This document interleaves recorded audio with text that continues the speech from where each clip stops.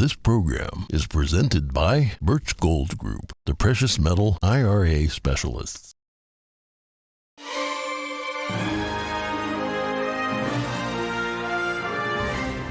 Good morning. In today's headlines, the Supreme Court hears a North Carolina case that could drastically alter future elections.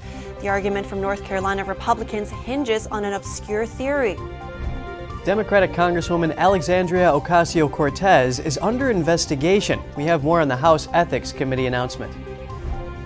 Senator Ron Johnson held a panel on COVID-19 vaccines in Washington yesterday. Find out what experts had to say about the effectiveness and the safety of the vaccines. The president of Silicon Valley company Theranos was handed almost 13 years in prison. Hear what his lawyer had to say about yesterday's sentencing. And is TikTok a Trojan horse of the Chinese Communist Party unleashed on unsuspecting Americans? That's what the Indiana Attorney General says. And he's filed 2 lawsuits.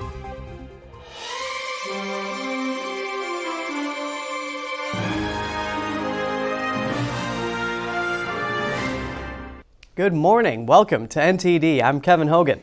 And I'm Evelyn Lee. Good morning. It's Thursday today, December 8th. Yeah, and the New York Times will have to brace itself for something major today. Over 1,000 New York Times union members plan to walk out and strike for 24 hours.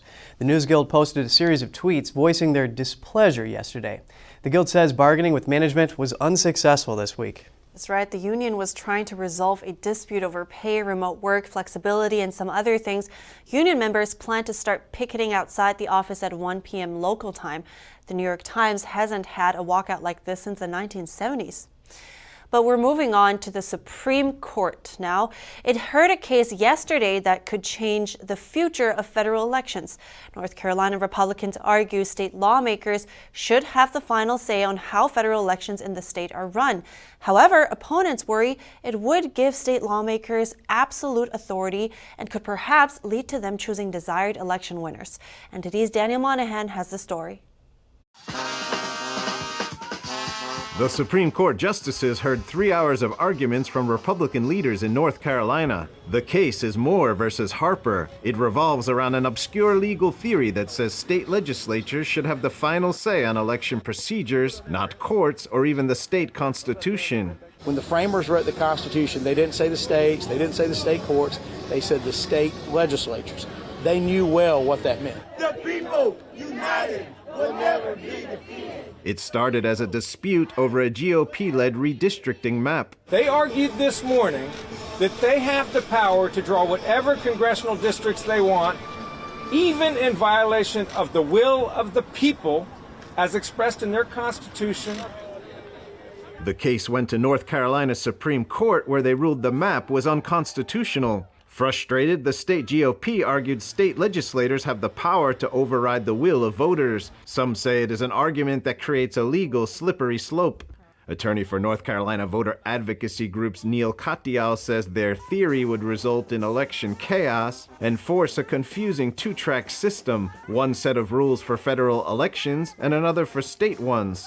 I mean, not just do they want to topple state constitutions from the founding of our nation on of 1787, they want to even go reach back to the Articles of Confederation and validate some of those too. Opponents worry it would give state lawmakers absolute authority and could lead to them choosing desired election winners. Supreme Court Justice Elena Kagan commented that it gets rid of normal checks and balances. Meanwhile, Michigan Attorney Eli Savitt says it would make the election-related decisions of legislators effectively unreviewable by state court judges. He says that would cut neutral arbitrators out of the process. Daniel Monahan, NTD News. Democratic Congresswoman Alexandria Ocasio-Cortez is under investigation by the House Ethics Committee. That's according to a statement from the committee yesterday. Wednesday's statement said, quote, "The acting chairwoman and acting ranking member of the Committee on Ethics have jointly decided to extend the matter regarding Representative Alexandria Ocasio-Cortez. The acting chairwoman is Democrat Susan Wild of Pennsylvania, and the ranking member is Republican Michael Guest of Mississippi. They said the Office of Congressional Ethics forwarded its inquiry regarding Ocasio-Cortez in June. The Office of Congressional Ethics is a nonpartisan government agency under the House. It's responsible for reviewing allegations of misconduct against House members. The House Ethics Committee didn't specify what the investigation is about. They said they will announce more details after the committee meets during the next Congress. Yeah, and the committee noted that just because there's an investigation, that doesn't mean any violation has occurred. U.S. Senator Ron Johnson led a roundtable discussion on COVID-19 vaccines yesterday. Doctors and medical researchers gathered to share their findings on the efficacy and safety of the vaccines. Many spoke on the adverse effects people have experienced, as well as the possible causes of injuries and the path forward. NTD's Jeremy Sandberg reports. Global, worldwide statistics. Senator Ron Johnson says he's an advocate for early treatment. Because of this, he got connected with a global network of qualified doctors and medical researchers who were expressing concerns over a rushed vaccine. He says instead of throwing caution to the wind, he began to monitor the CDC's and FDA's Vaccine Adverse Events Reporting System, or VAERS. Johnson was surprised to find a quarter of the deaths reported occurred 0 to 2 days after taking the vaccine. That sure got my attention. It's just amazing to me it hasn't got the attention of our regulators. He was worried mass vaccination amidst the pandemic could drive variants, and after closely following data, was introduced to the issue of vaccine injuries. This has been censored. I've been throttled back. People who have talk show hosts and have used this have been pulled off their platform for a time. There's no misinformation here. The Roundtable hosted a panel of experts, each weighing in on the adverse effects of the vaccine and the data around it. Aaron Siri, the lead counsel at ICANN, says his team analyzed data from the CDC's premier vaccine safety system, vSafe. He feels it's a better system than VAERS because it has a denominator and is able to calculate a rate. He also says it's better than the clinical trials because it has a much bigger test group, 10 million as opposed to 30,000, and is not filtered through a pharmaceutical company. But despite all that, he found the platform troubling. What's missing? Pericarditis, myocarditis, transverse myelitis. All the issues we now know with that the vaccine can cause are not listed there on check-the-box options. He says the CDC knew about these issues but did not include them. Dr. Pierre Corey emphasized the critical importance of early treatment. But despite that being the axiom in medicine, he says the over 3 dozen repurposed antiviral drugs, like hydroxychloroquine and ivermectin, were suppressed in countries with advanced health economies. And there's a simple reason for that. We live in a health system that is literally structured with incentives to preserve the market for patented, pricey pharmaceutical products.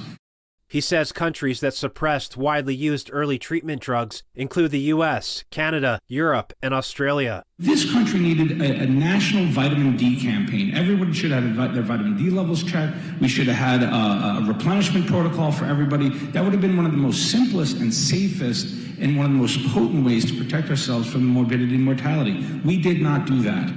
Corey says had these drugs been adopted early in the pandemic, many hundreds of thousands of Americans would still be alive today. Jeremy Sandberg, NTD News. And if you'd like to watch the full discussion, you can find it on our website, ntd.com.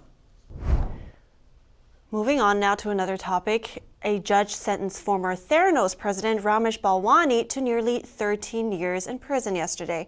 He was charged with defrauding investors and patients. Prosecutors say Balwani lied to Silicon Valley investors, telling them the company had machines that could run medical diagnostic tests from a small amount of blood. They claimed the devices could scan for hundreds of diseases and other potential problems with a prick of the finger. Federal prosecutors were seeking 15 years. Balwani's lawyers were hoping for around 5. Here's what Balwani's attorney had to say after the sentencing. We respectfully disagree with the result in the case. We're disappointed in the outcome, and we plan to appeal. We're proud to represent Mr. Balwani, and we think that the outcome should have been different. We respectfully disagree with it, but again, we're going to appeal. Theranos was once valued at $9 billion. It promised to revolutionize medical diagnosis with their small machines. They envisioned them to be used in homes, drugstores, and even on the battlefield. The company collapsed after a series of Wall Street Journal articles in 2015 that questioned its technology. And now over to the Midwest. Indiana's Attorney General is suing TikTok. He's alleging it inflicts harm on users. NTD's Daniel Monahan has the story. Indiana Attorney General Todd Rokita filed 2 separate lawsuits against the Chinese social media company. The first accuses TikTok of luring children onto the site by claiming it's appropriate for young teens, then exposing them to inappropriate content automatically organized by TikTok's algorithms, content that includes drugs, alcohol use, and nudity. The second lawsuit accuses TikTok of holding on to highly sensitive user data and personal information and leaving that data vulnerable to the Chinese Communist Party. FBI Director Christopher Wray addressed the problem on December 2nd, speaking at the University of Michigan. The idea of entrusting that much data, that much ability to shape content and engage in influence operations, that much access to people's devices, in effect to that government, is something that concerns us. The lawsuit points out that while TikTok's European privacy policy has been updated to disclose such access, the U.S. policy fails to do so. Rokita says he hopes this pair of lawsuits will stop TikTok's, quote, false, deceptive, and misleading practices which violate Indiana law. Daniel Monahan, NTD News. Texas Governor Greg Abbott yesterday ordered all state agencies to ban TikTok on all government-issued devices. Meanwhile, South Dakota, South Carolina, and Maryland have also all banned the Chinese social media app from government devices. A restaurant in Virginia canceled a reservation at the last minute based on political beliefs. NTD's Jason Perry has more from the woman who was denied service and what the restaurant says. We can all have different views. What's disturbing about this isn't that they dislike us, it's that they are unwilling to even serve us food in a restaurant. Victoria Cobb is the president of Family Foundation, a faith-based organization which advocates for policies based on biblical principles, according to their website. On November 30th, the organization was set to host a dessert reception for its supporters. Our organization had made a reservation for a private dining room for a dessert reception to be held for some of our supporters to talk about the work that we do. And despite that reservation having been made a couple weeks prior, about an hour and a half before we were scheduled to arrive, we got a phone call from the owner of Metzger's, is the name of the place, and they simply said, we're going to cancel your event. And they said it's because their team had looked us up and that they were uncomfortable serving us. She says the restaurant staff looked up the Family Foundation online and didn't feel comfortable serving them because of their views on marriage and abortion. The restaurant, Metzger Bar and Butchery, which is located in Richmond, Virginia, issued a statement after they denied service to the faith-based organization, saying, Metzger Bar and Butchery has always prided itself on being an inclusive environment for people to dine in. We respect our staff's established rights as humans and strive to create a work environment where they can do their jobs with dignity, comfort, and safety. Cobb said the restaurant staff would have been treated well and tipped well. The left often cloaks these words, they'll have this whole statement about how welcoming and tolerant and wonderful they are, and they'll take these very intolerant actions, and then they use words like, we wanted to feel safe. Well, we find that amazing because we are a pro-life organization. We're actually trying to allow the human rights of those that are unborn. In particular, we actually think we're a human rights advocacy organization. When I asked Cobb if she was planning to take legal action, she said they are still weighing all of their options. Jason Perry, NTD News. Snow and fog contributed to a 30-vehicle pileup in Washington state Wednesday morning. 18 cars and 12 semi-trucks crashed on Interstate 90 near Ellensburg. At least one of the trailers spilled its contents on the highway when it turned sideways. Washington State patrol troopers say only minor injuries were reported. All eastbound lanes of traffic had to be closed for cleanup. Authorities say freezing fog was the main contributor, but troopers say speed was also a factor in the pileup. And coming up, Peru has sworn in a new president following days of political unrest. The country's former leader has been arrested following impeachment charges. And German police arrest over 24 people for plotting to overthrow the government. Find out more about the nationwide raids after the break.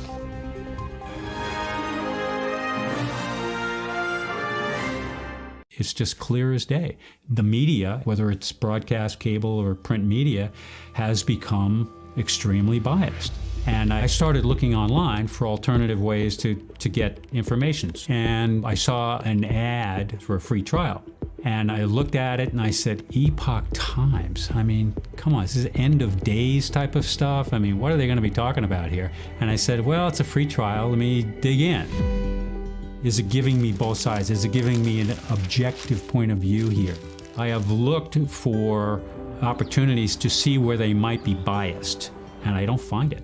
It has given me a level of trust in media that I didn't think I'd ever get back. I love the Epoch Times because it has renewed my faith in the idea that a reliable, responsible, non-biased source of information is available. And I can say that I love it because of that.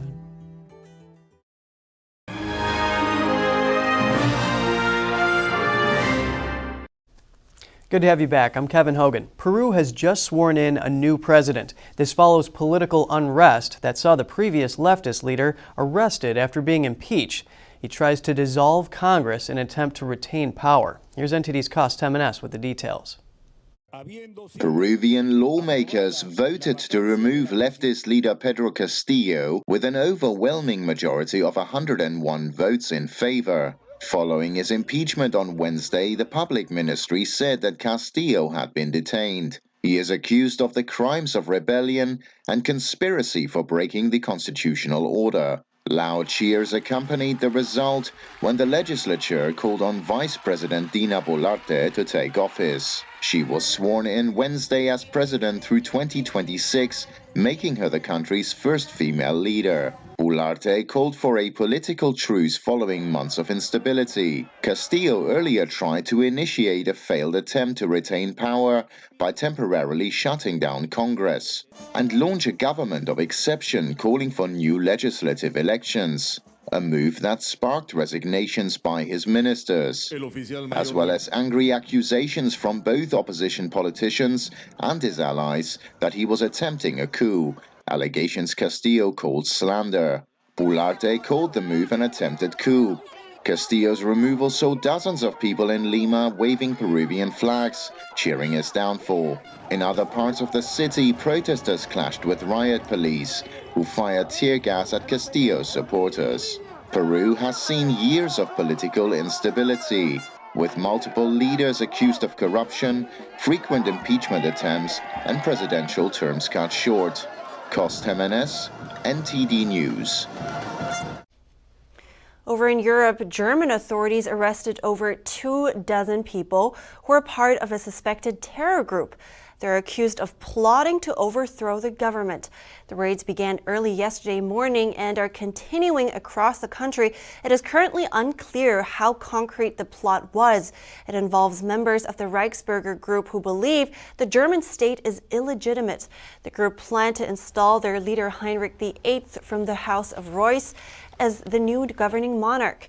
Prosecutors say Reuss contacted Russian officials with the aim of imposing a new order in the country, although the plan didn't meet with a positive response. A castle in eastern Germany belonging to Reuss was under police surveillance on Wednesday night following Reuss's arrest. Neither the House of Reuss nor Prince Reuss's office responded to requests for comment. Amid significant retreats in the battlefield, Russian President Vladimir Putin on Wednesday publicly acknowledged that his army could be fighting in Ukraine for a long time. In a televised meeting with his Human Rights Council, Putin said achieving results from what Russia calls its special military operation in Ukraine can be a long process.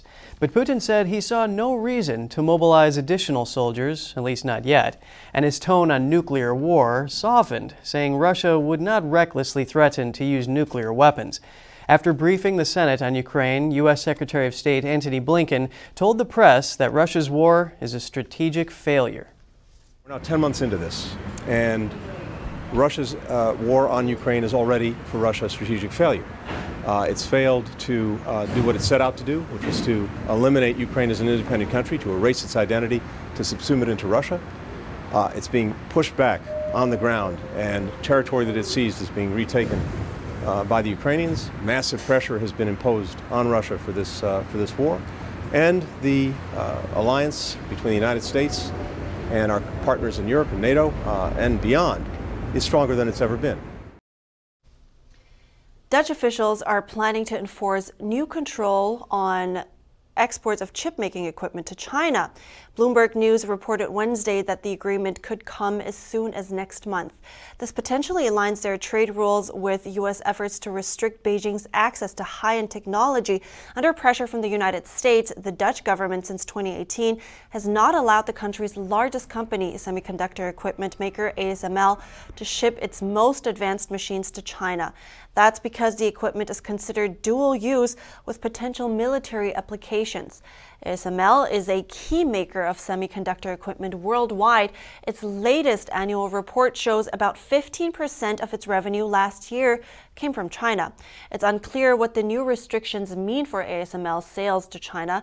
Dutch Statistics Office CBS says China is Netherlands' second largest trade partner after Germany. The Biden administration in early October published a sweeping set of export controls, including a measure to cut China off from certain semiconductor chips made anywhere in the world with U.S. tools. U.S. logistics managers are anticipating delivery delays for goods from China in early January. According to a CNBC report, it comes as a result of canceled sailings of container ships. U.S. manufacturing orders from China are down 40% as demand collapses. Chinese factories are shutting down 2 weeks earlier than usual ahead of the Chinese New Year, and freight rates from China to the West Coast are down 90% as global trade continues to drop off. Ocean freight contract market prices hit a record low in November. CNBC says logistics firms are warning it could initiate an all-out price war in 2023 with too many ocean vessels and too much container capacity. And central banks around the world are raising interest rates, sparking concerns of a recession. Up next, a man travels across the world to reunite with his childhood nanny after 45 years. He says something was drawing him to her. That story and more on NTD after the break.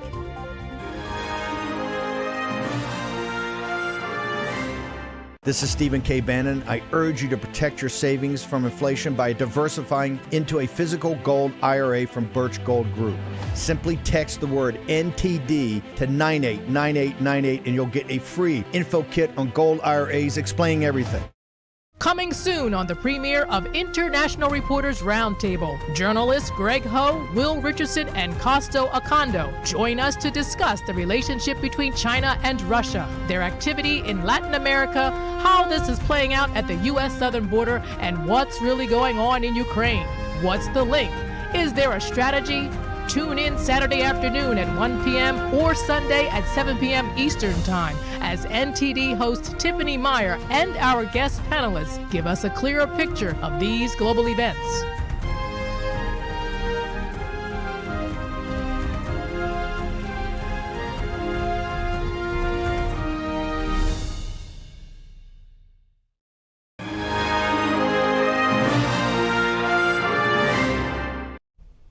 Welcome back. I'm Evelyn Lee. A Swedish man travels across the world to meet with his childhood nanny.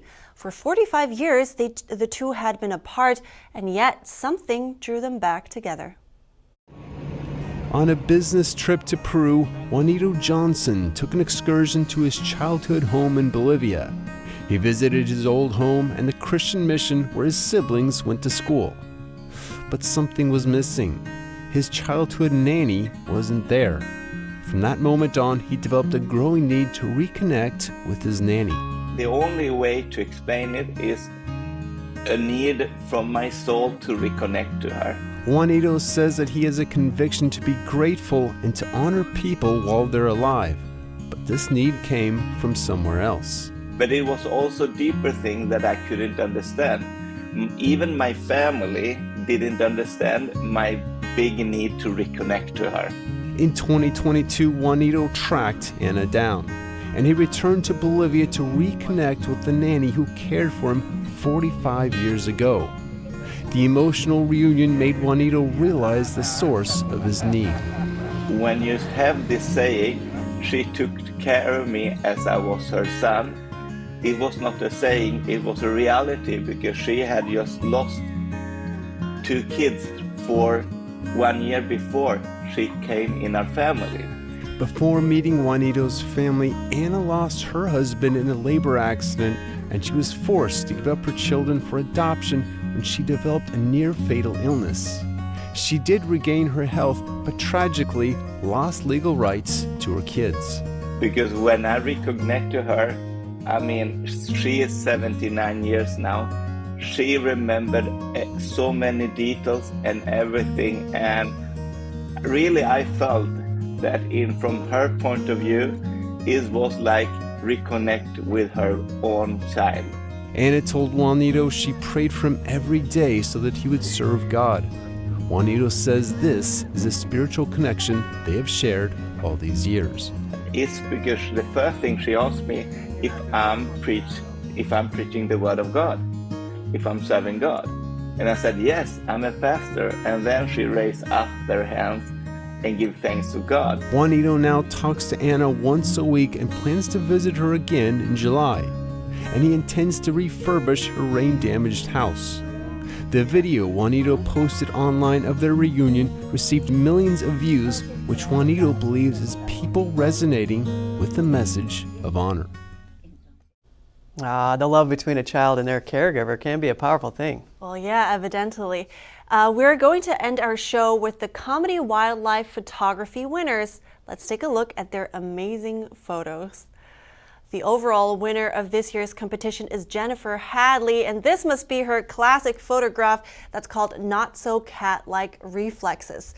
As you can see, it depicts a lion cub losing its grip on a tree trunk. Other category winners including a hippo yawning, a couple of triggerfish looking into the camera, a photo called Talk to the Fin, a raccoon saying hello, and ducklings walking across turtles.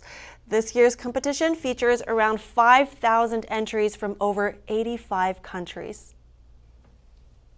Oh boy, a hippo yawning. It kind of looked like that bird was in for some trouble there. Oh no. Yeah, that's a great way to end the show. Got to leave it to them. All right, that's it for today. Remember to write us at goodmorning@ntd.com. Thanks for watching. I'm Evelyn Lee. And I'm Kevin Hogan.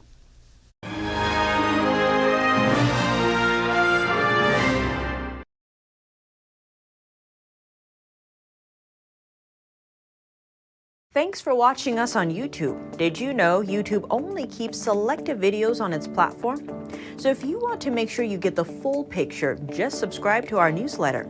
Go to newsletter.ntd.com and sign up. It's free.